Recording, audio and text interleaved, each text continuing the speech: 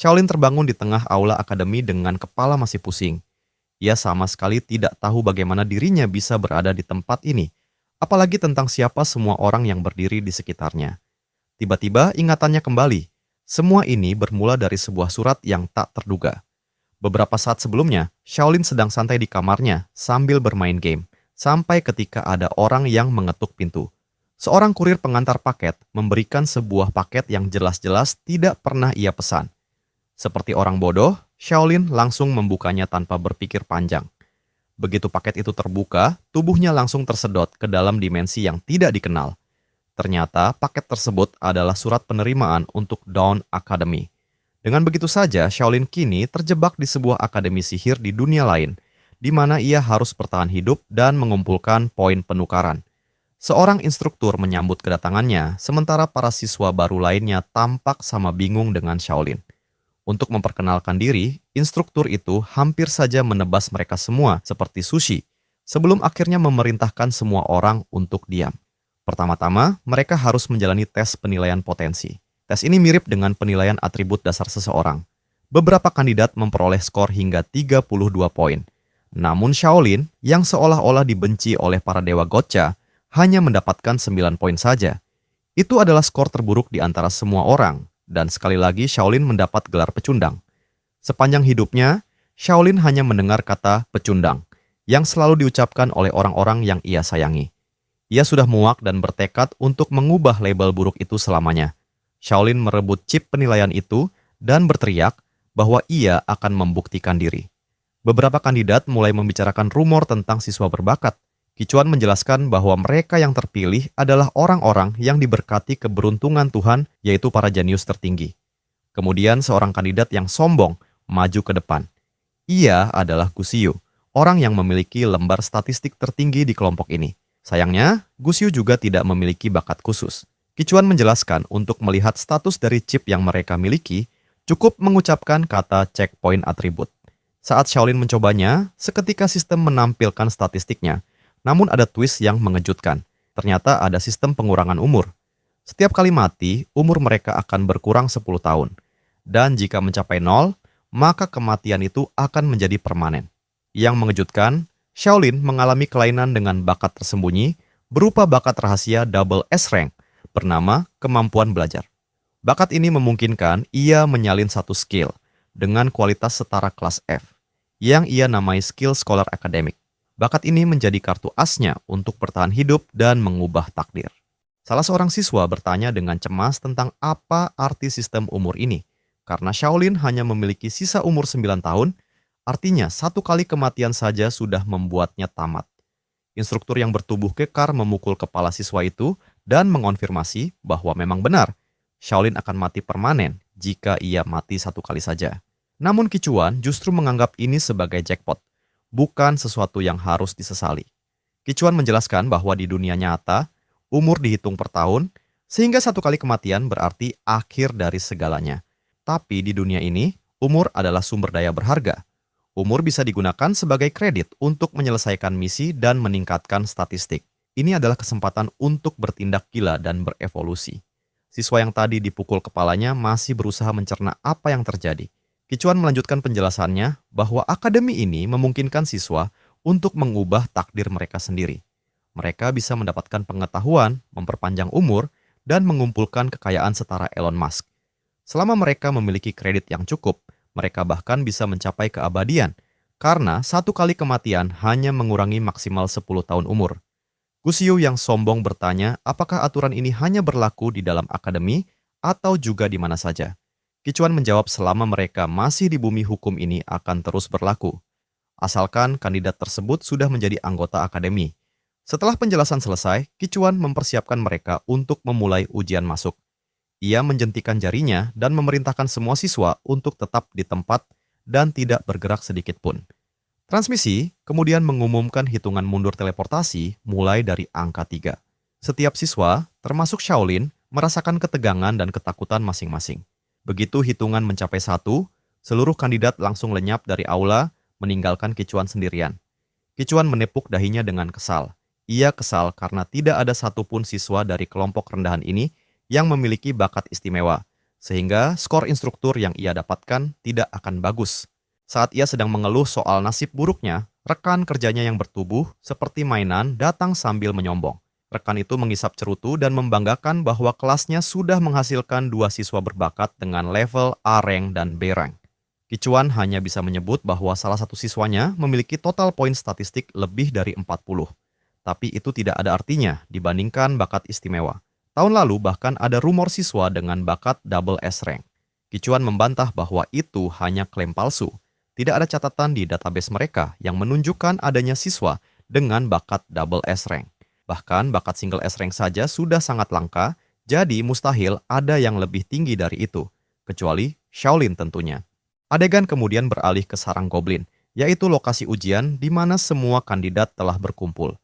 Mereka mengeluh tentang bau busuk yang tak tertahankan dan langsung menutup hidung mereka. Tak lama kemudian, sebuah pesan muncul di depan mereka. Notifikasi itu menjelaskan tugas mereka, melarikan diri dari hutan dan mencapai zona aman dalam waktu 60 menit.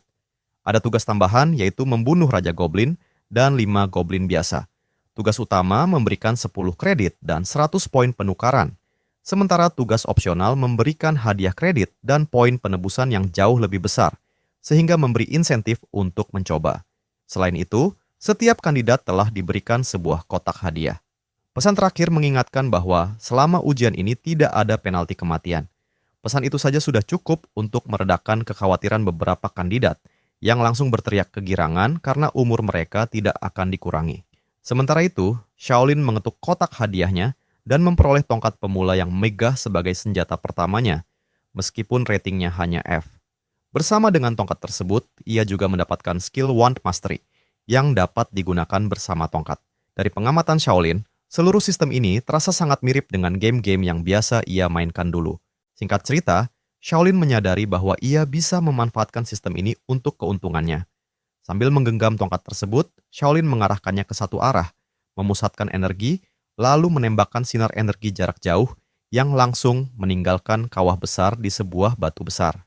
Serangan itu cukup bagus dan memberinya 2 poin untuk penggunaan senjata. Shaolin merasa senang karena semakin sering ia menggunakan senjata ini, semakin besar manfaat yang bisa ia peroleh. Selain itu, ia juga memiliki skill pasif yang luar biasa, yaitu kemampuan untuk menaikkan level skill 2 kali lebih cepat daripada orang lain. Meski berbagai keuntungan itu terasa luar biasa, tiba-tiba Shaolin merasakan nyeri tajam yang menusuk kepalanya.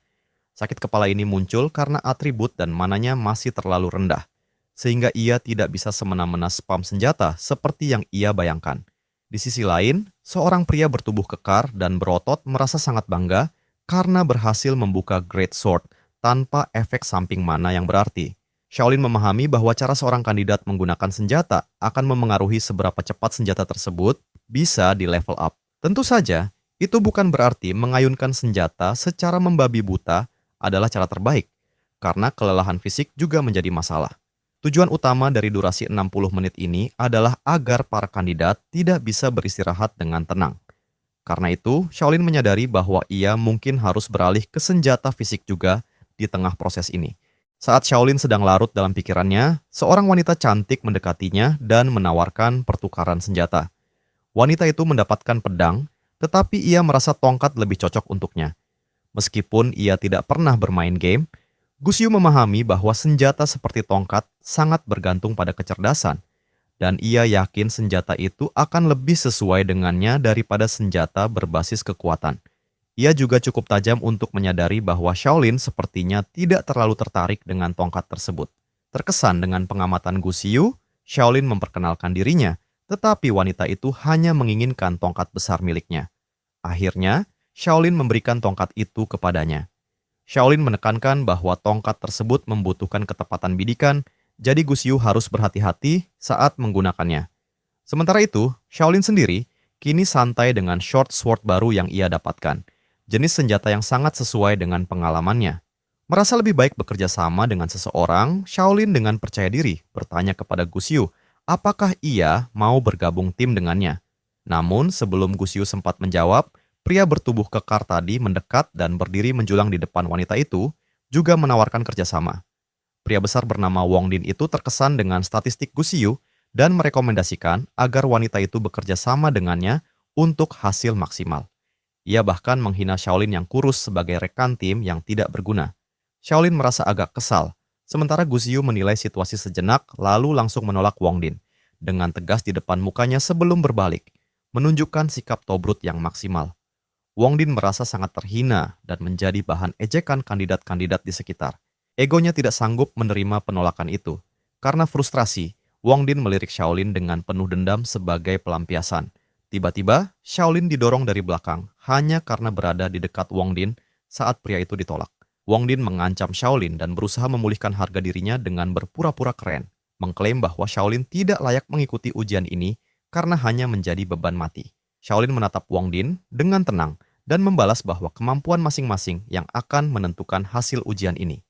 Karena Shaolin tidak mundur, Wong Din langsung mencengkeram kerah bajunya dan mengancam akan menyerang. Tanpa rasa takut, Shaolin tersenyum dan meyakinkan bahwa Wong Din tidak akan mendapatkan kesempatan itu.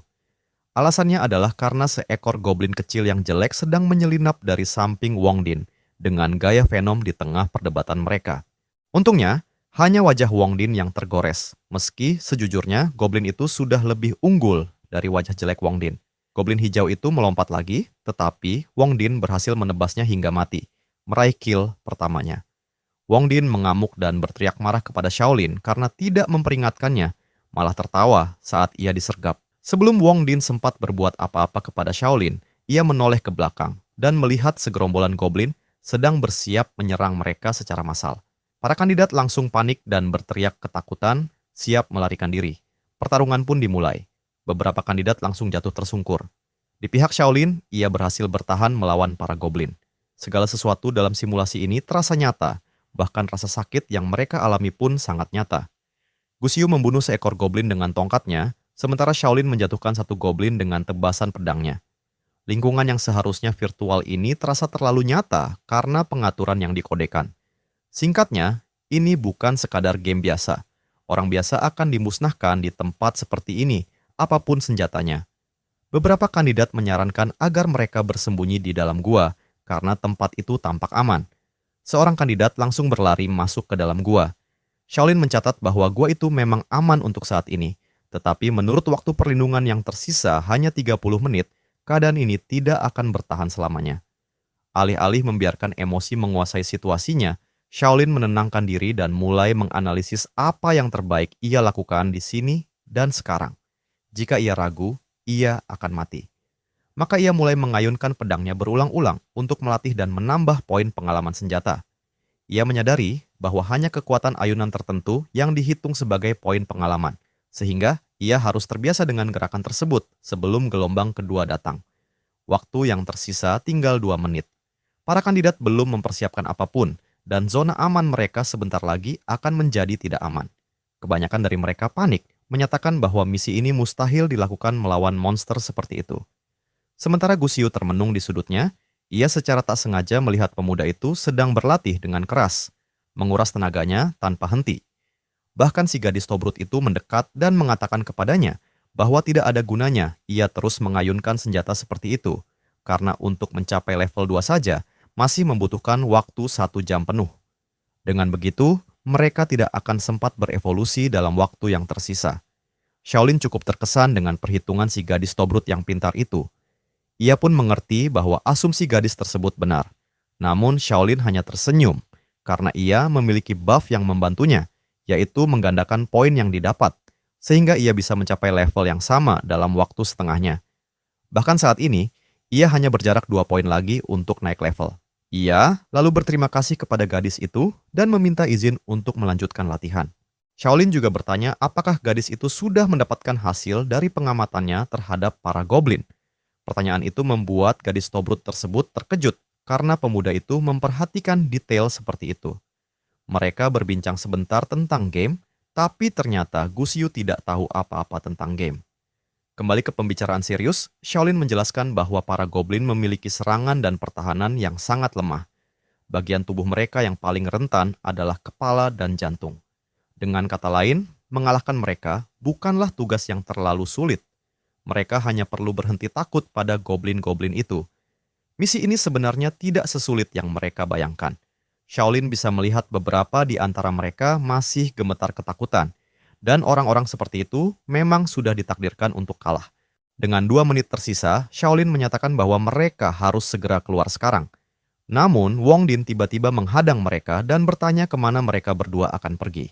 Seperti sebelumnya, si pengganggu yang keras kepala itu kembali meminta Gusiu untuk berpasangan dengannya karena ia yakin Shaolin hanya akan membuat gadis itu tewas. Gusiu sekali lagi menolaknya dengan tegas, meyakinkan bahwa tantangan utama sebenarnya adalah Raja Goblin. Si bajingan itu berteriak marah, mengatakan bahwa Raja Goblin hanyalah hadiah opsional yang bisa mereka abaikan saja. Lagi pula, mereka semua sudah melihat monster itu. Sementara ia hanya menargetkan kelangsungan hidup dasar, Gusiu justru menargetkan hadiah terbesar. Shaolin mendukung Gusiu dan meyakinkan Wong Din bahwa quest ini pasti memiliki semacam mekanisme pemicu, atau mungkin membutuhkan jumlah goblin yang harus dibunuh terlebih dahulu. Gusiu menduga bahwa akademi tidak mungkin memaksa mereka mengalahkan bos dalam waktu beberapa menit saja, yang berarti pemicu tersebut pasti terkait dengan jumlah kill tertentu. Shaolin juga berpendapat hal yang sama. Mereka perlu membersihkan beberapa goblin terlebih dahulu. Seorang gadis yang gemetar ketakutan berpendapat jika mereka sebaiknya hanya fokus bertahan hidup, karena tidak tahu seberapa kuat Raja Goblin. Tapi Shaolin percaya bahwa menang besar jauh lebih baik, karena mereka tidak akan mati meski gagal di sini. Ia mendorong semua orang untuk keluar dengan gemilang dan meraih poin sebanyak mungkin. Berkat pidato motivasi Shaolin, semangat beberapa kandidat langsung meningkat drastis. Wong Din kembali mendekat dan mencoba menghalangi sekali lagi, berusaha membujuk kerumunan agar tidak mendengarkan orang gila yang ingin bunuh diri itu. Namun Gusiu dengan cepat merendahkannya untuk yang kesekian kalinya, menyuruhnya diam karena ia hanya orang biasa-biasa saja.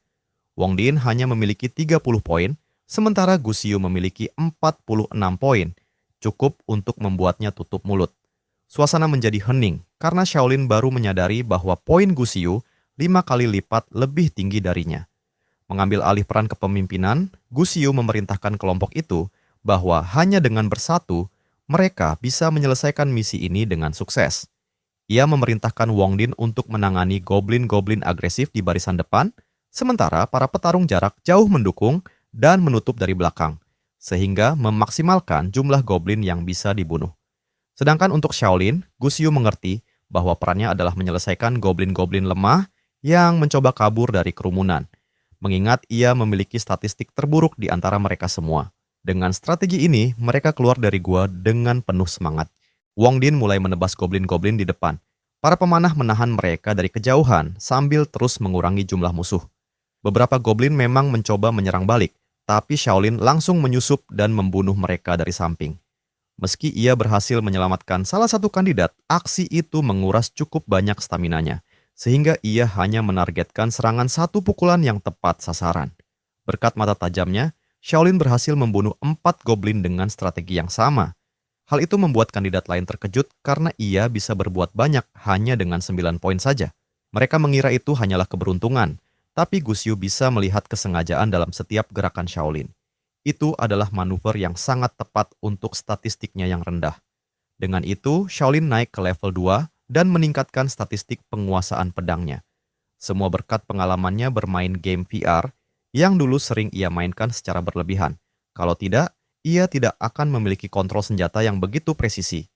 Sistem segera muncul dan memberi selamat kepadanya karena ia adalah orang pertama yang mencapai level 2, sekaligus membuka skill baru bernama Heavy Slash.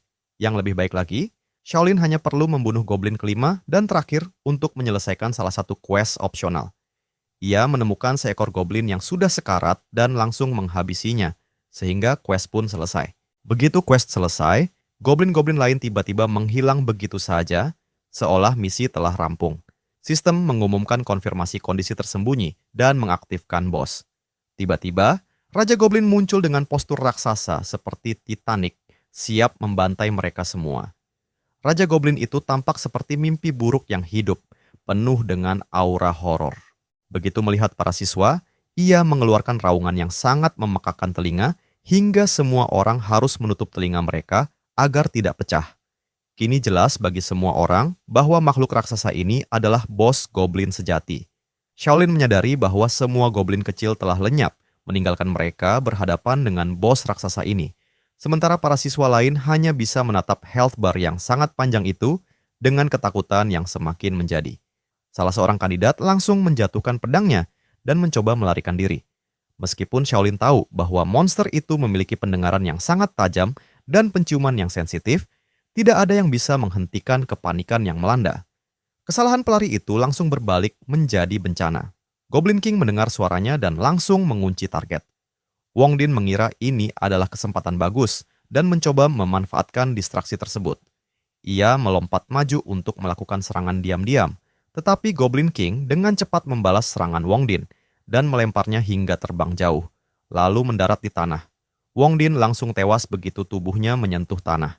Melihat pemain terbaik mereka dihancurkan dengan begitu mudah, seluruh kelompok langsung panik dan berlari kencang menuju pintu keluar. Situasi pun berubah menjadi kekacauan total. Goblin King mulai membersihkan ruangan dengan brutal. Ia menginjak salah seorang siswa hingga hancur di bawah kakinya yang besar dan mengayunkan gada raksasanya untuk melemparkan yang lain ke udara. Ketika ia hendak menghabisi seorang pemain perempuan, sebuah serangan sihir menyambarnya dari samping. Serangan itu tidak mematikan, tetapi cukup untuk mengurangi health bar dan menarik perhatian bos. Ternyata Gusiyo yang melemparkan mantra tersebut. Ia kesal karena tembakannya meleset sebelumnya dan sadar bahwa mereka harus menyerang titik vital jika ingin benar-benar menang. Rencana awalnya cukup bagus di atas kertas, pasukan depan mengalihkan perhatian sementara unit jarak jauh terus menyerang. Namun sekarang semua orang telah memecah formasi dan berlari tunggang langgang, Gusiyo menyadari bahwa strateginya terlalu idealis. Ia berdiri sendirian dan rentan ketika monster itu mengangkat gada untuk meratakan dirinya. Tepat sebelum ia dihancurkan menjadi pancake, Shaolin bergerak seperti bayangan. Ia menebas rambut Goblin King, sebuah gerakan yang sangat tidak hormat, tetapi berhasil sempurna menarik agro ke dirinya sendiri. Shaolin terlalu cepat bagi bos itu untuk menangkapnya. Sambil menghindari ayunan gada yang datang bertubi-tubi, ia menyadari bahwa gerakan Goblin King sebenarnya sangat mudah diprediksi. Monster itu hanya menargetkan siapapun yang berada paling dekat dengannya. Menggunakan pengetahuan itu, Shaolin berteriak memanggil seorang gadis ketakutan yang sedang bersembunyi dan memintanya mulai menembakkan serangan jarak jauh tanpa henti. Meskipun gadis itu ketakutan, ia menyetujui untuk membantu. Shaolin kemudian memerintahkan Gusiyo untuk menggunakan mode glass cannon penuh dengan tongkat sihirnya. Kedua gadis itu mulai menyerang Goblin King dengan habis-habisan. Sesaat, health bar boss itu mulai turun dan suasana tampak membaik. Shaolin bersemangat dan mendorong mereka untuk terus menekan. Namun, Goblin King memiliki fase tersembunyi. Ia mengeluarkan raungan dahsyat dan menghantam tanah dengan kekuatan luar biasa hingga bumi retak, menciptakan gelombang kejut yang langsung menghapus gadis pemanah itu. Kini hanya tersisa Shaolin dan penyihir perempuan itu. Gusiyo jelas merasakan tekanan yang luar biasa. Ia khawatir mereka akan mati di sini, tetapi Shaolin tetap tenang. Ia bertanya berapa banyak mana yang tersisa. Gusiyo mengatakan ia hanya punya cukup mana untuk 2 tembakan lagi. Shaolin memutuskan bahwa itu sudah cukup, asalkan ia bisa mengenai kepalanya. Ia yakin mereka bisa mengakhiri pertarungan saat ini juga. Shaolin mengaktifkan skill scholarnya untuk menyalin gelombang kejut milik Goblin King yang memiliki efek stun selama 3 detik. Begitu monster itu terdiam karena pusing, Shaolin langsung menyerbu ke depan. Sekarang adalah waktunya untuk bersinar di medan perang. Saat ia hendak melakukan ayunan pedang, ia melihat Goblin King sedang mempersiapkan gelombang kejutnya sendiri dengan menamparkan kedua tangannya ke tanah. Namun Shaolin sadar bahwa versi salinannya dipicu melalui hantaman pedang. Ia tidak gentar dan menghadang serangan Goblin King secara langsung, memicu gelombang kejutnya pada saat yang bersamaan. Benturan itu begitu hebat hingga mendorong Goblin King mundur dengan kaget. Shaolin sendiri takjub karena teorinya tentang skill itu ternyata benar 100%. Ia tahu sekarang ia berada dalam cooldown selama 30 detik, jadi ia harus mengelabui bos itu untuk bertahan hidup. Tepat pada waktunya, monster itu mengayunkan serangan lagi dengan kekuatan yang menciptakan ledakan energi. Ketika asap hilang, Goblin King yang berteriak kesakitan karena tangannya hangus. Gusiyo berhasil mengenai serangannya dari 2 tembakannya yang tersisa. Meski begitu, ia bingung bagaimana seorang pemuda lemah seperti Shaolin bisa menangkis serangan bos itu. Dengan health bar Goblin King yang sudah sangat rendah, monster itu menjadi putus asa dan melemparkan batu raksasa ke arah Shaolin. Ia sadar tidak bisa sepenuhnya menghindar kali ini. Ia melakukan sesuatu yang sangat gila dengan menahan batu besar itu menggunakan tangan kosongnya. Benturan itu menciptakan gelombang energi yang dahsyat. Gusiu berteriak khawatir, mengira Shaolin sudah tamat. Ketika debu akhirnya reda, ternyata Shaolin hanya kehilangan satu lengan. Namun, ia baik-baik saja. Cooldown-nya tinggal 10 detik lagi, tetapi Goblin King tidak memberinya ruang untuk bernapas dan langsung melancarkan serangan berat lagi. Shaolin tahu ia harus mendekat ke jarak sangat dekat agar gerakan akhirnya berhasil. Dengan 3 detik tersisa, ia melompat tepat di depan monster itu. Begitu cooldown habis, ia menghantamkan pedangnya ke tanah dan melepaskan gelombang kejut yang sangat besar, membuat Goblin King terhuyung. Ia memberi isyarat kepada gadis itu untuk menyelesaikannya.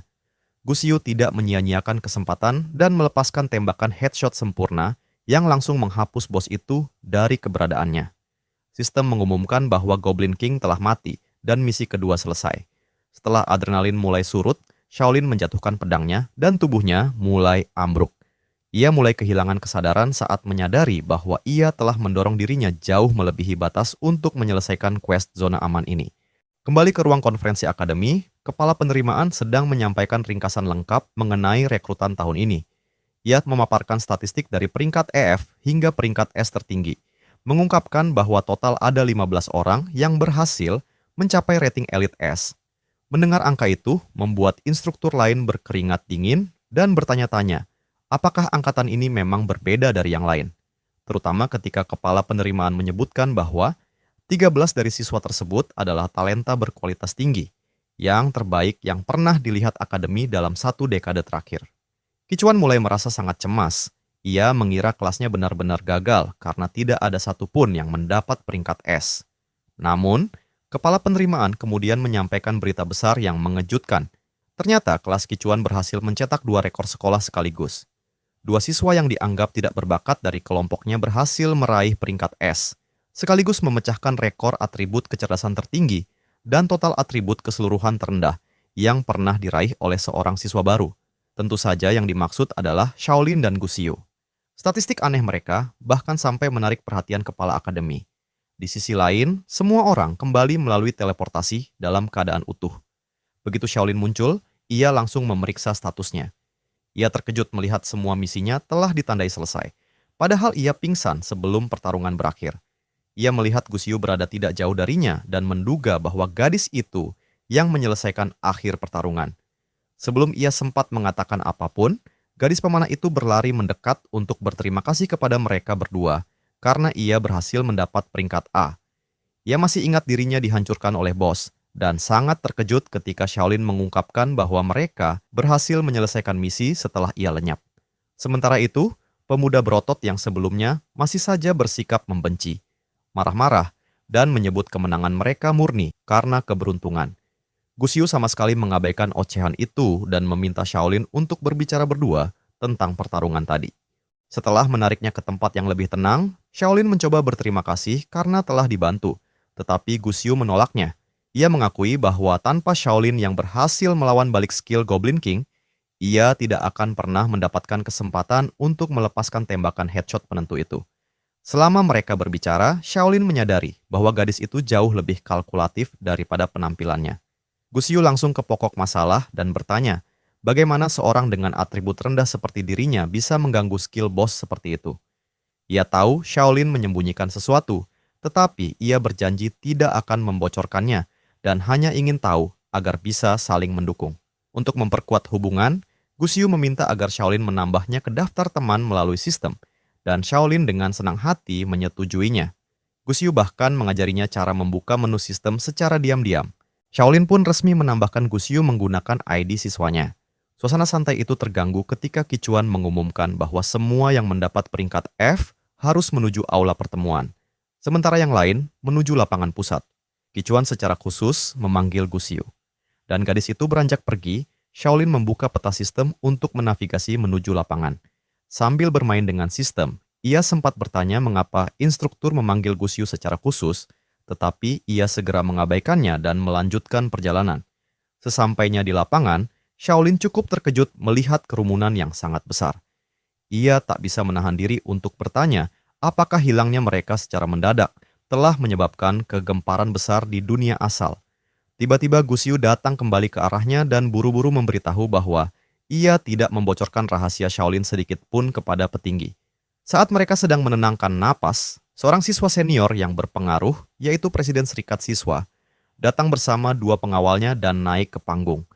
Ia memperkenalkan diri dan meminta maaf karena kepala sekolah terlambat. Namun suasana resmi itu tidak bertahan lama. Tiba-tiba raungan dahsyat menggema di seluruh lapangan. Semua orang terkejut ketika seekor naga raksasa muncul di langit.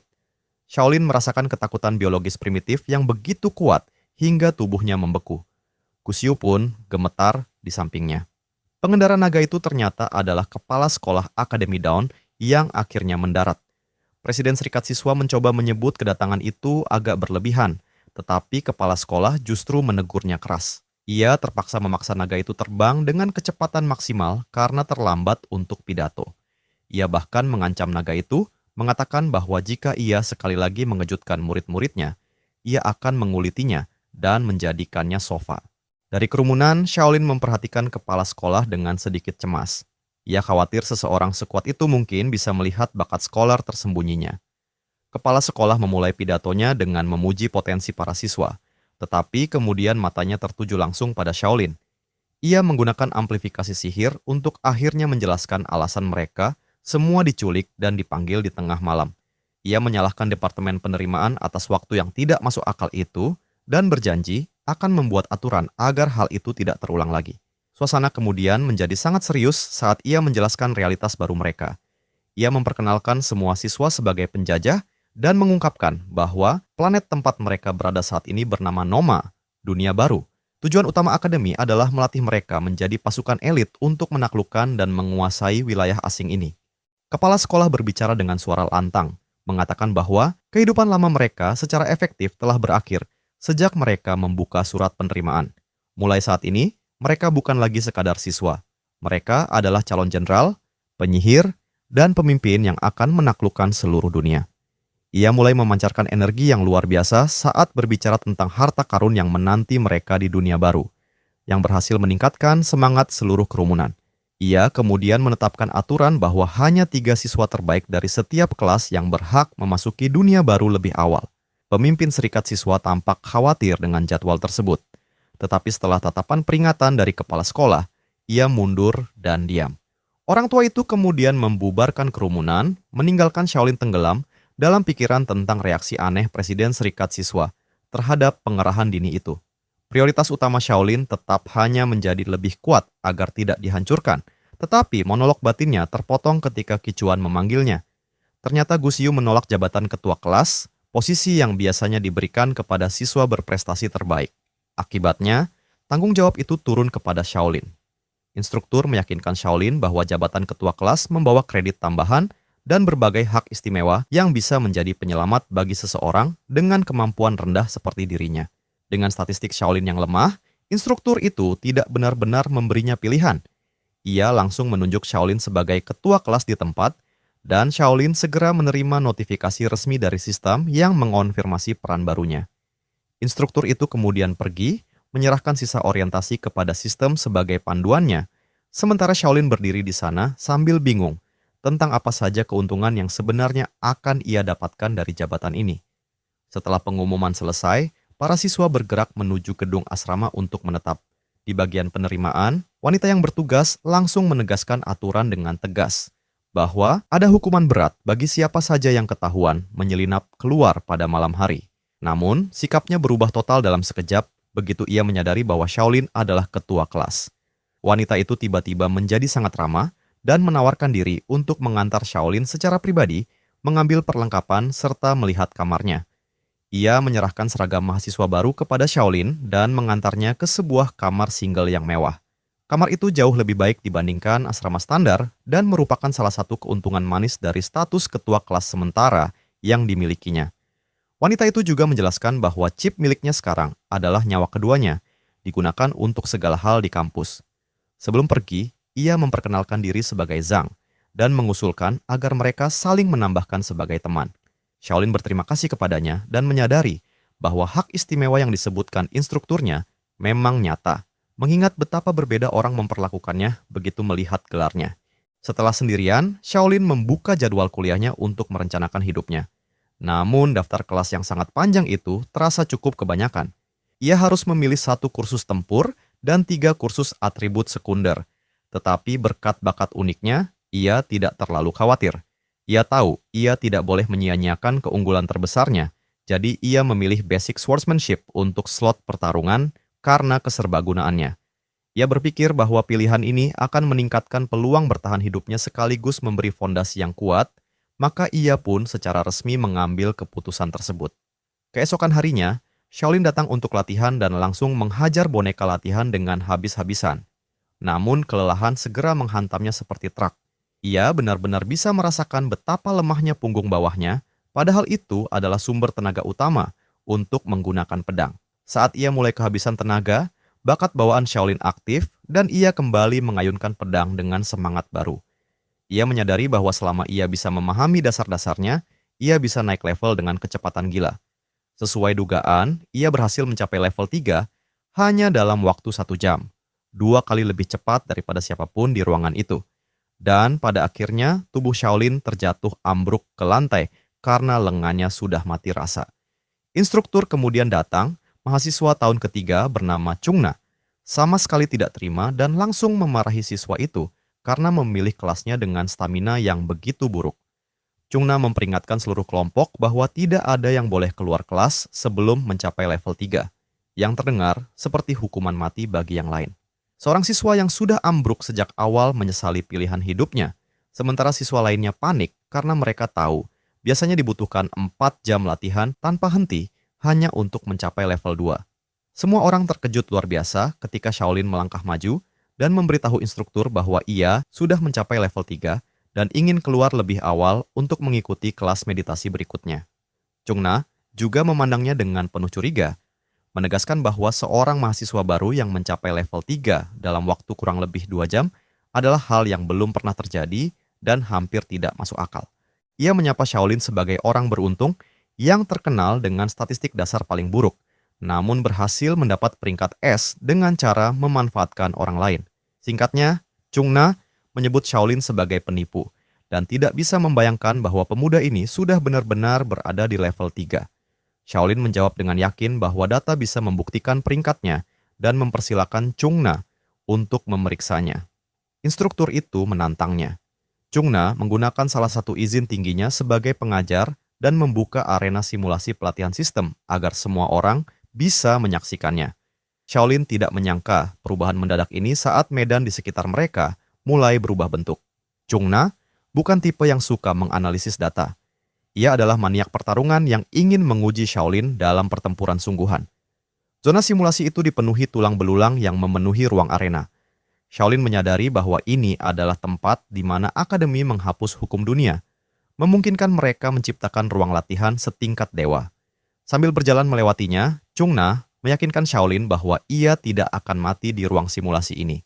Namun, ia juga mengingatkan bahwa semua yang ia rasakan akan terasa nyata.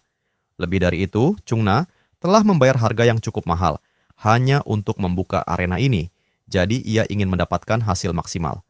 Setelah mengatakan itu, Chungna memanggil beberapa prajurit skeleton keluar dari tanah.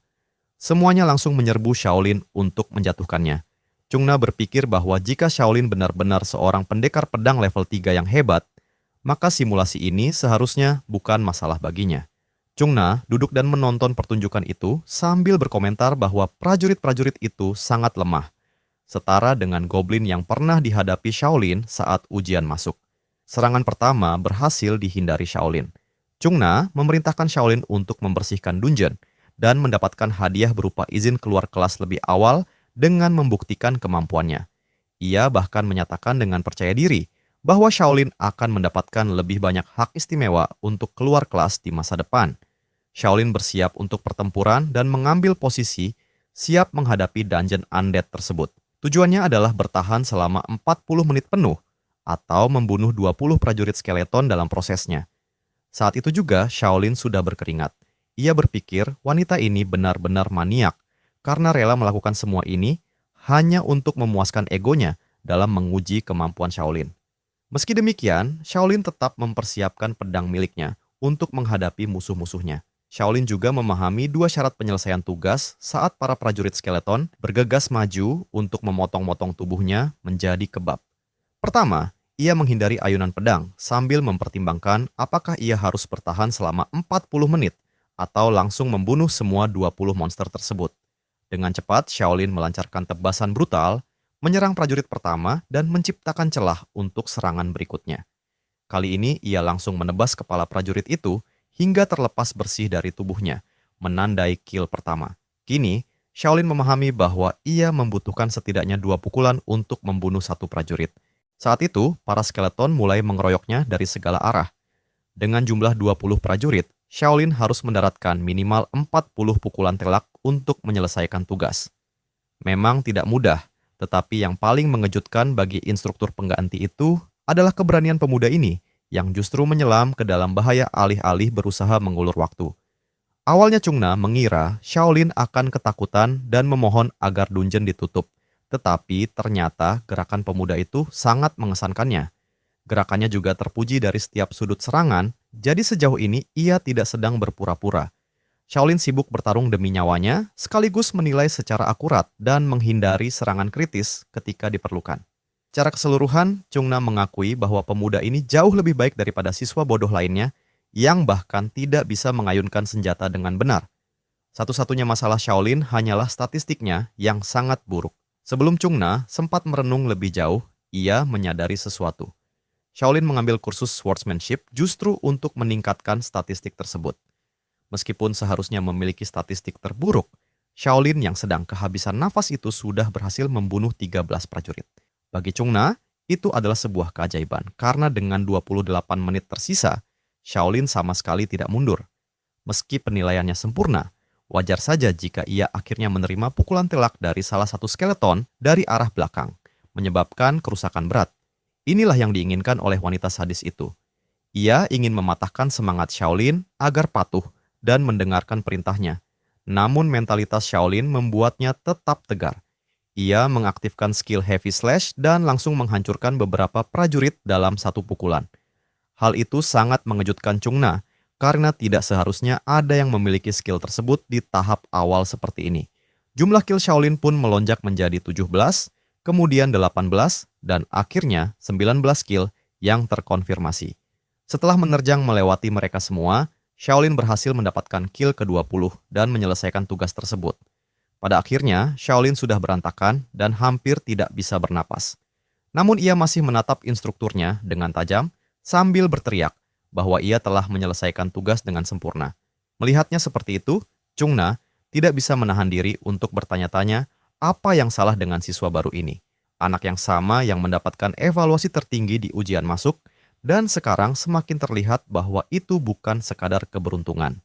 Adegan kemudian beralih ke ruang Dewan Siswa, di mana Presiden Dewan Siswa sedang mendengarkan laporan tentang daftar siswa yang menerima evaluasi peringkat S. Asistennya menyarankan agar ia juga melihat jadwal kelas karena pilihan siswa tahun ini sangat aneh. Sebagai contoh, ia menyoroti Shaolin, seorang pemuda yang berhasil menghancurkan setiap kursus yang tersedia sejauh ini, membuat Presiden terkejut dengan ekspektasinya. Di ruangan kesehatan, situasi sedang memanas. Chungna sedang mendapat tekanan keras karena memperlakukan seorang siswa baru dengan cara seperti itu. Ia balas membentak Presiden Dewan Siswa, menyebutnya lemah, saat pria itu hanya mencoba menjelaskan bahwa metodenya terlalu ekstrem. Chungna mengaku ingin lebih keras karena mereka adalah siswa baru yang membutuhkan bimbingan. Perdebatan mereka akhirnya berakhir tanpa pemenang. Sementara Shaolin mulai menunjukkan tanda-tanda kesadaran dan terbangun. Shaolin bangun dan langsung menyadari bahwa ia berada di ruang kesehatan. Presiden Dewan Siswa mengonfirmasi bahwa simulasi memang tidak memulihkan stamina. Itulah sebabnya orang-orang membutuhkan perawatan. Karena Shaolin pingsan, ia dibawa ke sini. Namun kini Shaolin sudah merasa jauh lebih baik dan akan pulih sepenuhnya dalam waktu dekat. Setelah itu selesai, Presiden Dewan memerintahkan Chungna untuk keluar karena ia ingin berbicara berdua dengan Shaolin. Wanita itu terlihat kesal dan memberontak, tetapi akhirnya patuh dan keluar dari ruangan. Tepat sebelum pergi, Chungna menoleh ke Shaolin dan mengonfirmasi bahwa ia akan menepati janjinya dengan memberi izin keluar kelas lebih awal kapanpun Shaolin mau. Namun, ia juga memperingatkan bahwa orang yang berlatih bela diri dengan intensitas seperti itu biasanya tidak memiliki akhir yang baik. Chung Na lalu membanting pintu saat keluar. Shaolin justru merasa Chung Na cukup menarik dibandingkan pendapat orang lain tentangnya. Di sisi lain, Presiden Dewan memiliki hal penting yang ingin disampaikan. Ia bertanya apakah Shaolin sudah membaca bagian yang menyatakan bahwa ia tidak disarankan mengambil terlalu banyak kursus. Swordsmanship, movement, dan taijutsu, termasuk kursus fisik. Sedangkan meditation, spells, dan perception termasuk kursus magis. Kedua sistem tersebut menawarkan jalur pertumbuhan yang berbeda. Dual cultivation memang memiliki keuntungan, tetapi juga sangat melelahkan karena setiap cabang akan semakin bercabang seiring waktu. Saat memasuki tahun kedua, dual cultivation bisa menghabiskan hampir 7 kali lipat energi untuk dipertahankan. Meski demikian, Shaolin sudah memahami semuanya. Ia membandingkan strukturnya seperti sebuah pohon, di mana semakin tinggi, semakin jauh cabang-cabangnya saling menjauh. Kedua sistem kultivasi itu memang sangat sulit, tetapi itu bukan alasan baginya untuk menyerah. Lagi pula, skill miliknya adalah kunci untuk berhasil. Kepercayaan diri seperti itu membuat Presiden Dewan terkesan. Sebelum pembicaraan mereka berlanjut, ia menerima pesan dari kepala sekolah yang menyetujui pilihan kursus Shaolin. Presiden Dewan Siswa kemudian meninggalkan ruangan sambil meyakinkan Shaolin bahwa jadwal baru akan segera dibuat khusus untuknya agar sesuai dengan kebutuhannya. Yang aneh adalah pesan dari kepala sekolah datang pada waktu yang sangat tepat hingga membuat Shaolin sendiri sedikit bingung. Ia bertanya-tanya apakah kepala sekolah selalu mengawasinya atau ini semua karena bakatnya. Berbicara tentang kepala sekolah, adegan beralih ke kantor megahnya. Di sana, pria tua itu tampak muram dan kecewa. Sistem kendali Akademi Dawn yang berwujud esensi spiritual bertanya apa yang terjadi.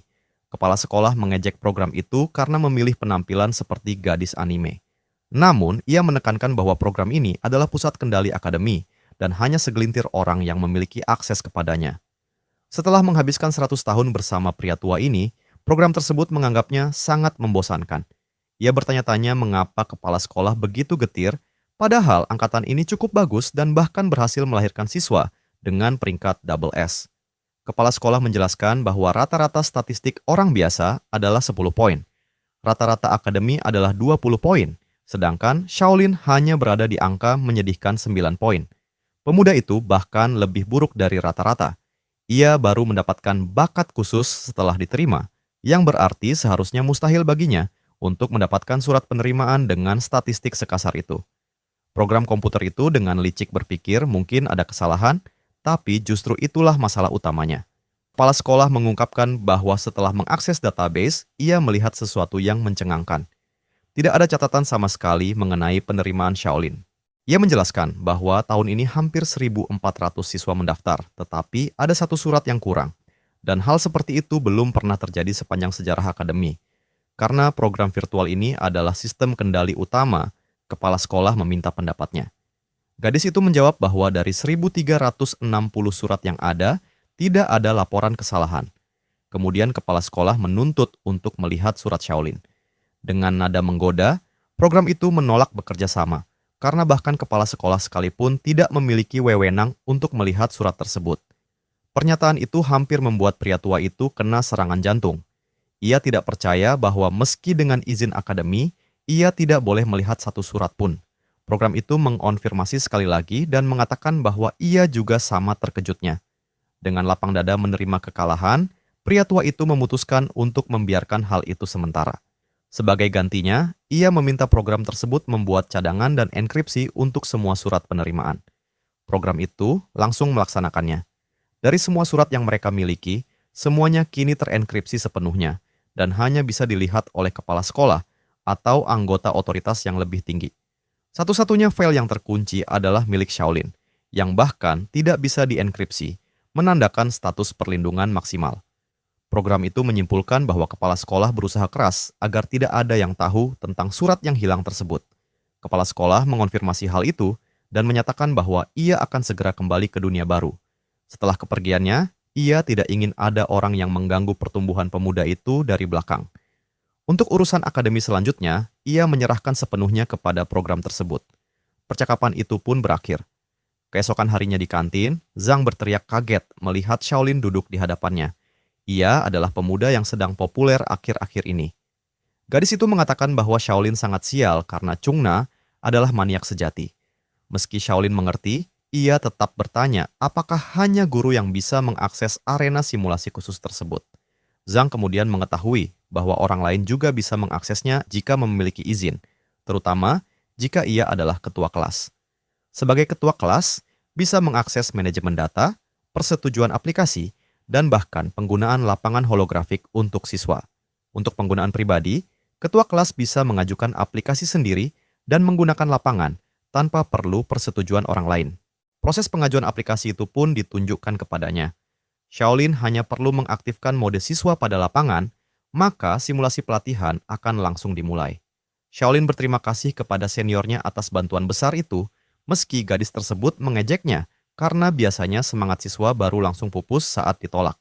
Namun dengan cara yang lucu, aplikasi Shaolin langsung disetujui dalam sekejap, membuat senior itu terkejut karena proses tersebut biasanya memakan waktu 3 minggu penuh.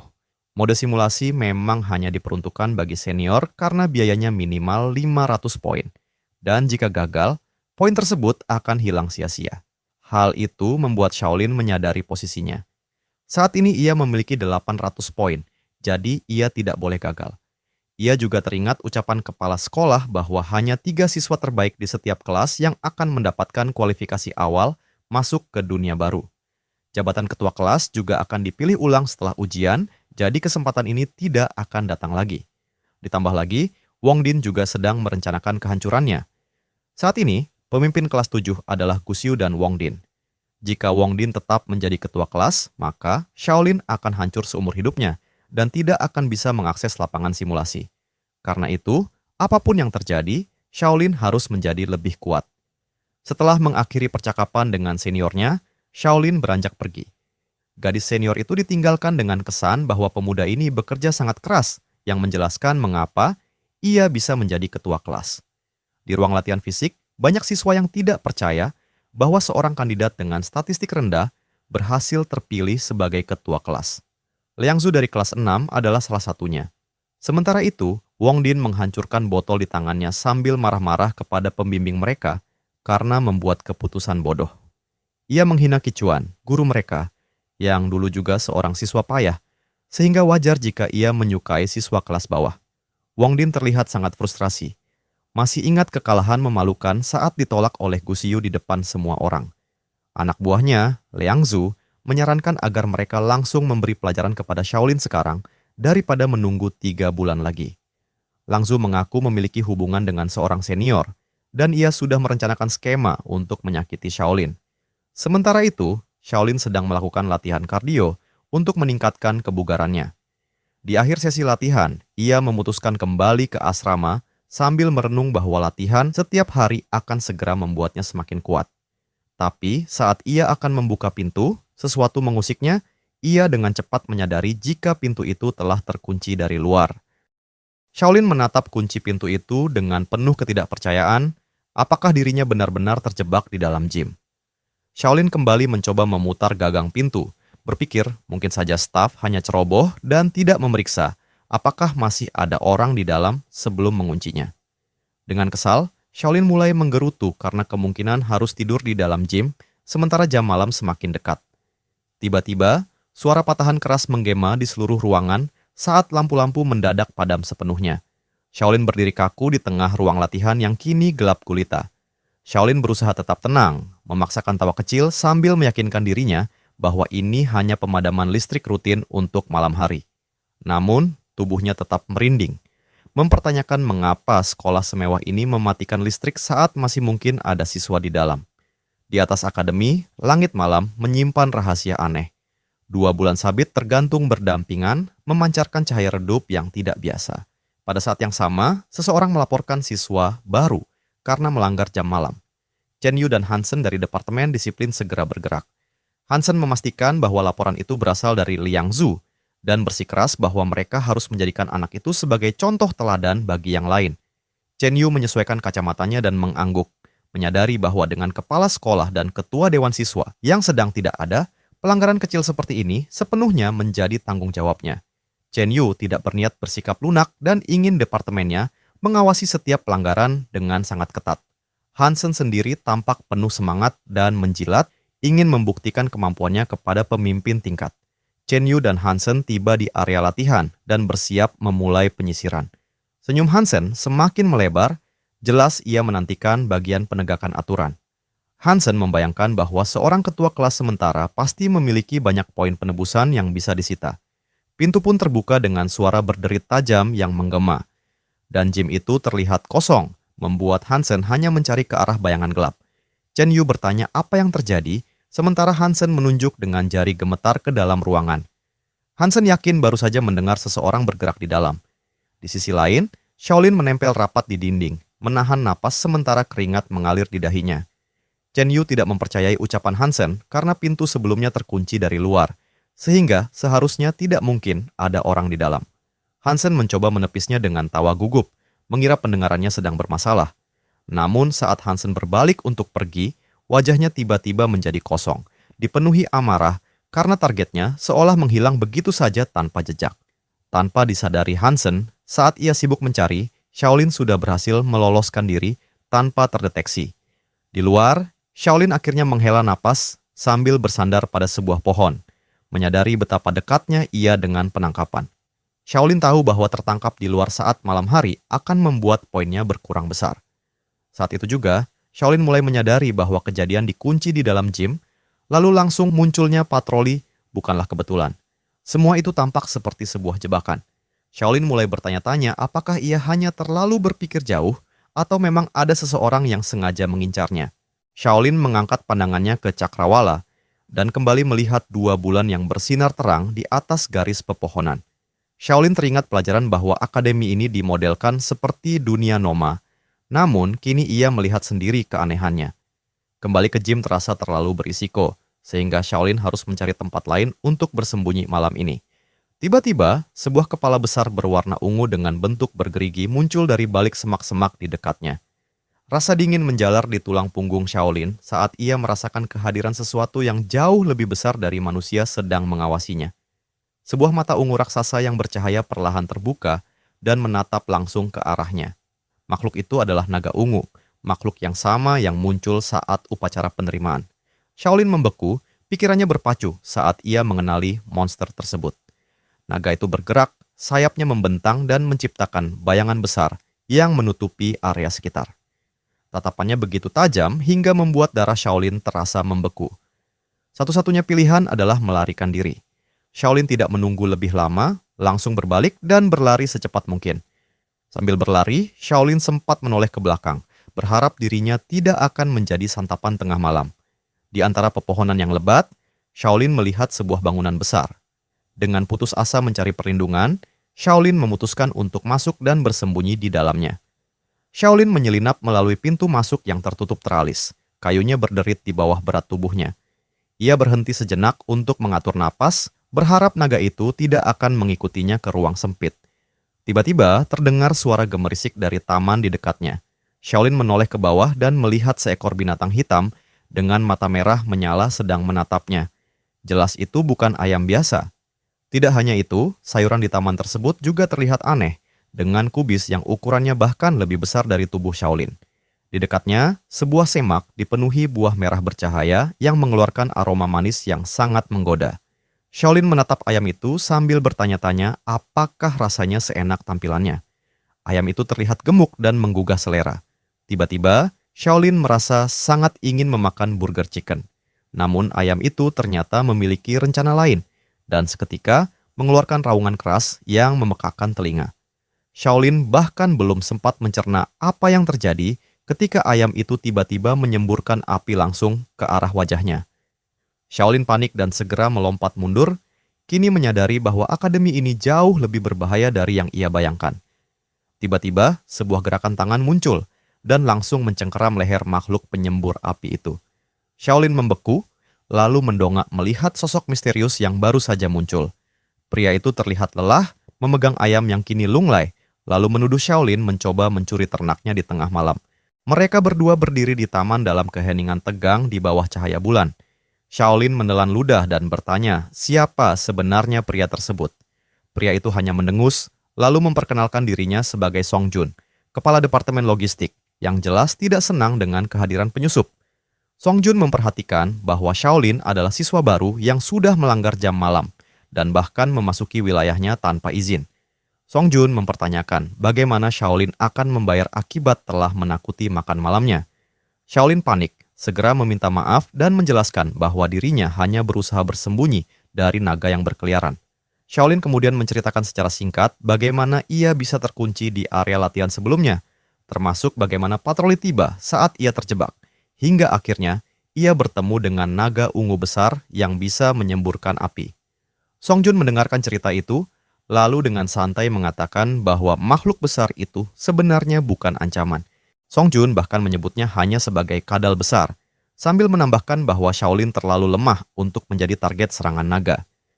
Shaolin tidak percaya pria itu menyebut monster sebesar itu sebagai kadal. Mengenai insiden di area latihan, Song Jun menjelaskan bahwa itu adalah trik klasik dari Departemen Disiplin. Shaolin pun mulai menyadari bahwa dirinya memang dijebak. Song Jun kemudian menjelaskan tentang poin penebusan, mata uang utama di akademi. Segala sesuatu, mulai dari membeli peralatan hingga mengaktifkan area simulasi, membutuhkan poin tersebut. Bahkan untuk mendapatkan sumber daya dari dunia baru pun memerlukan biaya yang sangat besar. Poin-poin itu juga menentukan apakah seorang siswa bisa lulus atau melanjutkan ke dunia baru. Song Jun menambahkan bahwa Departemen Disiplin sering menggunakan metode jebakan seperti ini kepada siswa yang tidak waspada, memancing mereka melanggar aturan, lalu menawarkan penyelesaian diam-diam dengan imbalan ratusan poin agar tidak terkena hukuman resmi. Shaolin merasa jijik mendengar taktik tersebut dan langsung mencurigai bahwa Wong Din berada di balik rencana menjebaknya. Song Jun kembali memusatkan perhatiannya pada siswa di hadapannya. Song Jun menegaskan bahwa berkeliaran sepanjang malam dan memasuki area logistik tanpa izin adalah pelanggaran serius yang jika digabungkan dapat membuat Shaolin kehilangan banyak poin. Tiba-tiba, suara benturan keras terdengar dari gerbang, membuat mereka berdua terkejut. Song Jun menyadari bahwa Departemen Disiplin benar-benar berniat menangkap pelanggar malam ini. Song Jun menyeringai dan bertanya apakah ia sebaiknya membuka pintu dan membiarkan mereka membawa Shaolin pergi. Shaolin langsung memohon, berharap pria itu tidak hanya menceritakan semua ini untuk melihatnya menderita. Song Jun tampak terkesan dengan cara berpikir cepat Shaolin dan memutuskan bahwa anak itu layak dibantu. Tiba-tiba, Song Jun bertanya, apakah Shaolin bisa memasak? Shaolin kebingungan mendengar pertanyaan itu, lalu dengan ragu menjawab bahwa ia sedikit bisa. Mengingat masa kuliahnya, meskipun kenyataannya ia hanya pernah menonton tutorial tanpa benar-benar memasak. Song Jun kemudian menawarkan jalan keluar. Selama Shaolin bisa memasak, standarnya tidak tinggi. Song Jun berjanji akan menangani tim pencari di luar dan memastikan Shaolin tidak kehilangan poin, asalkan siswa baru itu melakukan satu hal kecil untuknya. Song Jun sudah lama ingin memakan hidangan tertentu bernama burger chicken, dan ia ingin Shaolin memasak hidangan itu menggunakan ayam yang tadi. Shaolin menunjuk dirinya sendiri dengan gugup, menyadari bahwa ia diminta memasak makhluk penyembur api tersebut. Song Jun mengingatkannya bahwa ia sudah terjebak, sehingga hanya ada dua pilihan, keluar dan menghadapi hukuman serta kehilangan poin, atau tetap di dalam dan memasak ayam tersebut, sementara Song Jun menyelesaikan masalah di luar. Demi menyelamatkan poinnya, Shaolin akhirnya memberanikan diri dan menyetujui kesepakatan itu. Song Jun menampilkan senyum licik, memastikan bahwa semua ini adalah keputusan sukarela. Shaolin mengangguk dengan antusias, meskipun di dalam hati ia merasa seperti baru saja membuat perjanjian dengan iblis. Song Jun kemudian menunjuk ke arah bangunan, menyuruh Shaolin bersembunyi di dalam dan tetap diam sementara ia menghadapi kelompok di luar. Shaolin segera berlari masuk sambil mengucapkan terima kasih atas bantuan yang tidak terduga itu. Sementara itu, Song Jun keluar untuk menemui patroli, lalu menyapa mereka dengan nada santai yang justru terdengar menjengkelkan. Song Junil secara khusus menyapa pemimpin kelompok, Chen Yu, yang terlihat jelas tidak senang melihatnya. Song Junil mengejek apakah Departemen Disiplin begitu lapar hingga datang ke taman logistik untuk mencari camilan tengah malam. Chen Yu menjelaskan bahwa mereka sedang menyelidiki laporan tentang pergerakan tidak normal dari ayam peliharaan kepala sekolah. Chen Yu bahkan menyindir Song Jun karena membuang waktunya dengan hal sepele di malam hari, tanpa menyadari bahwa ayam itu saat ini masih dalam kondisi syok. Song Jun hanya tertawa kecil, tampak menikmati situasi tersebut. Ia kemudian bertanya dengan santai apakah mereka berhasil menemukan penyebab dari pergerakan mencurigakan itu. Hansen, siswa berambut ungu, langsung membalas dengan tegas bahwa Departemen Disiplin memiliki wewenang untuk berpatroli di seluruh area akademi. Hansen menambahkan bahwa mereka sedang memburu seorang siswa baru yang melanggar jam malam, serta memperingatkan bahwa Song Jun tidak memiliki wewenang untuk menghalangi inspeksi mereka. Sikap santai Song Jun tiba-tiba menghilang saat ia menatap tajam Hansen, menyebutnya sebagai bawahan rendahan yang tidak seharusnya ikut campur. Song Jun bahkan mengancam akan melaporkan mereka atas pelanggaran wilayah jika terus mengganggunya, karena ia sangat paham taktik licik yang biasa digunakan Departemen Disiplin. Chen Yu langsung dipenuhi amarah, wajahnya menegang saat mendengar ancaman itu. Chen Yu mengejek dengan mengatakan bahwa semua orang tahu kekuatan Song Jun bahkan belum mencapai rank C. Chen Yu menyebut Song Jun sebagai orang titipan yang bahkan tidak akan lolos ke tahun kedua jika kepala sekolah tidak secara pribadi mengangkatnya menjadi kepala bagian. Dari balik bayangan, Shaolin memperhatikan semua itu dengan terkejut, melihat betapa terang-terangan penghinaan yang terjadi. Shaolin mulai memahami bahwa Chen Yu menyimpan dendam besar terhadap Song Jun. Siswa baru itu pun menyadari bahwa politik internal akademi sama berbahayanya dengan monster di luar sana. Di Departemen Logistik, suasana menjadi tegang saat Chen Yu berhadapan langsung dengan Song Jun. Shaolin tetap bersembunyi di kegelapan, berkeringat deras sambil bertanya-tanya apakah keduanya benar-benar akan bertarung. Song Jun tampak tidak terkesan, bahkan mengejek Chen Yu dengan mengatakan bahwa memprovokasi seseorang dengan koneksi sepertinya bukanlah langkah yang cerdas. Salah satu bawahan Chen Yu langsung membentak, memperingatkan bahwa bahkan hubungan Song Jun dengan kepala sekolah tidak membuatnya kebal terhadap aturan akademi. Ia menegaskan bahwa Departemen Disiplin memiliki otoritas resmi dan Song Jun tidak berhak menghalangi mereka. Tiba-tiba, suara notifikasi tajam memotong perdebatan. Sebuah panggilan masuk dari ketua Dewan Siswa muncul. Wajah Chen Yu mengeras saat ia memerintahkan panggilan itu untuk diterima. Sebuah hologram biru muncul dan Dewan Siswa langsung menuntut penjelasan mengapa Chen Yu mengganggu Departemen Logistik. Ia dengan tegas memerintahkan Chen Yu untuk mundur, namun Chen Yu mencoba membela diri dengan mengatakan bahwa mereka hanya memburu anomali. Dalam hati Chen Yu kesal karena hampir berhasil menjatuhkan Song Jun. Salah satu bawahannya bahkan berani menuduh ketua Dewan Siswa bersikap pilih kasih, bersikeras bahwa siswa baru mungkin sedang bersembunyi di tempat itu. Nada suara ketua langsung berubah dingin, menjelaskan bahwa seluruh akademi berutang budi kepada Song Jun, sebuah utang yang tidak akan pernah bisa dibalas. Karena hal itu, Song Jun memiliki kebebasan untuk melakukan apapun selama tidak merugikan akademi. Harga diri Chen Yu terpukul keras dan ia hanya bisa menggeram frustrasi. Tanpa pilihan lain, Chen Yu akhirnya memerintahkan timnya untuk mundur. Pasukan disiplin pun berbalik dan meninggalkan taman dengan penuh rasa malu. Sebelum pergi, Chen Yu melempar ancaman terakhir kepada Song Jun agar berhati-hati. Song Jun hanya membalas dengan senyum santai, menyuruh Chen Yu mengkhawatirkan dirinya sendiri. Setelah situasi benar-benar aman, Shaolin keluar dari persembunyiannya dan meminta maaf atas semua masalah yang ia sebabkan. Shaolin juga merasa bingung bagaimana seseorang seaneh Song Jun bisa memiliki pengaruh sebesar itu terhadap pimpinan akademi. Song Jun hanya tertawa, mengatakan bahwa orang-orang itu hanya mencari masalah karena bosan. Ia segera mengalihkan topik dan mengajak Shaolin untuk mulai memasak hidangan burger chicken.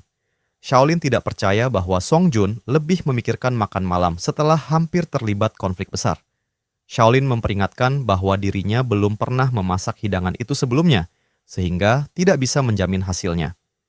Shaolin mulai menyiapkan ayam hibrida tersebut yang ternyata jauh lebih keras dibandingkan ayam biasa.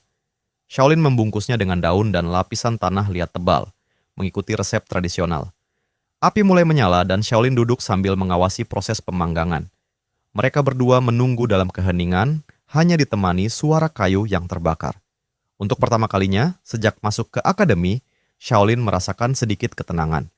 Setelah 2 jam, aroma kaya yang menggugah selera mulai memenuhi taman. Shaolin memecahkan lapisan tanah liat dengan tangan berkeringat, merasa lega saat melihat hasilnya tampak berhasil. Shaolin bahkan mulai berpikir bahwa mungkin ia memiliki bakat tersembunyi dalam memasak. Song Jun mendekat, tampak terkesan melihat uap panas yang keluar dari daging berwarna keemasan. Song Jun merobek paha ayam besar dan memberikannya kepada Shaolin sebagai penghargaan atas masakan tersebut. Saat melihat Song Jun tidak langsung memakannya, Shaolin bertanya apakah ada yang salah. Song Jun berpura-pura mulia, mengatakan bahwa sebagai koki, Shaolin berhak mencicipi pertama. Karena lapar setelah latihan dan pelarian panjang, Shaolin langsung menggigit paha ayam itu dengan percaya diri. Matanya langsung berbinar karena rasanya sangat lembut dan penuh cita rasa, bahkan menjadi ayam terenak yang pernah ia makan. Namun saat ia terus mengunyah, ekspresi Song Jun berubah serius, dan ia mengajukan pertanyaan aneh tentang bagaimana kondisi tubuh Shaolin. Shaolin kebingungan karena tidak mengerti mengapa yang ditanyakan bukan rasa makanan, melainkan kondisi tubuhnya. Tiba-tiba, detakan tajam dan berirama mulai terasa di dadanya. Sesuatu jelas tidak beres. Ayam itu terjatuh dari tangannya saat Shaolin memegangi perutnya. Rasanya seperti menelan cairan api dalam jumlah besar. Song Jun berdiri di atasnya dengan santai menanyakan apakah rasa sakit itu satu-satunya yang ia rasakan. Ia menyuruhnya bertahan, meyakinkan bahwa rasa sakit itu akan hilang setelah prosesnya selesai. Shaolin terengah-engah di lantai, menyadari bahwa Song Jun sejak awal sudah mengetahui efek dari ayam tersebut. Pria itu menatap dengan senyum tenang, namun terasa mengancam, seolah menikmati eksperimen yang sedang berlangsung. Penglihatan Shaolin mulai kabur saat ia perlahan kehilangan kesadaran. Dalam pikirannya, Shaolin seperti melayang di ruang hampa. Sementara seluruh tubuhnya memancarkan cahaya emas yang intens. Aliran energi bercahaya mulai menjalar di bawah kulitnya, mengalir melalui darahnya. Panas di dalam tubuhnya menjadi tak tertahankan, seolah jiwanya sendiri sedang dimasak. Di balik rasa sakit yang luar biasa, Shaolin merasakan lonjakan kekuatan mentah yang belum pernah ia rasakan sepanjang hidupnya. Sementara itu, catatan milik Song Jun mengungkap kebenaran. Ayam yang dimakan Shaolin adalah hasil eksperimen bernama Hybrid Iron Crown Chicken nomor 3, yang secara khusus dibiarkan untuk meningkatkan kemampuan fisik. Song Jun mencatat bahwa meskipun peningkatan terjadi, reaksi penolakan biologis dalam tubuh manusia masih sangat keras. Song Jun terus mengawasi tubuh Shaolin yang tidak sadarkan diri, menunggu hasil transformasi tersebut stabil. 2 hari pun berlalu dan matahari terbit di atas fasilitas medis yang sunyi. Di dalamnya, ruangan tampak seperti laboratorium seorang peneliti yang berantakan, penuh dengan kertas dan alat-alat aneh. Shaolin perlahan membuka matanya dengan kondisi masih linglung, kepalanya terasa berputar seperti baru saja turun dari wahana ekstrim. Song Jun masuk dengan ekspresi terlalu ceria sambil membawa semangkuk benda berwarna emas yang bercahaya. Begitu benar-benar sadar, Shaolin langsung marah dan menuduh Song Jun telah menjadikannya tikus percobaan. Song Jun hanya tertawa santai, mengklaim bahwa tidak pernah ada risiko nyata terhadap nyawanya. Shaolin tidak terima dan bahkan bersumpah akan menghantui pria itu jika sampai mati karena makanan tersebut.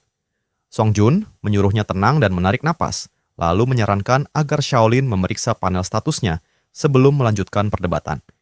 Dengan penuh curiga, Shaolin akhirnya memanggil antarmuka holografik miliknya dan melihat perubahan atributnya. Saat membaca angka-angka tersebut, ekspresinya berubah dari kesal menjadi bingung. Tiba-tiba Shaolin berteriak tidak percaya. Kekuatan fisiknya meningkat 1 poin, fisiknya naik 2 poin, dan peringkat keseluruhannya akhirnya mencapai tingkat F. Shaolin benar-benar terkejut karena peningkatan sebesar itu dari 1 kali makan terasa mustahil. Saat terus melihat data, mata Shaolin hampir melotot keluar. Kemampuan dasar latihan fisiknya melonjak 2 level sekaligus dan kini berada di level 3, sesuatu yang biasanya membutuhkan berminggu-minggu latihan keras.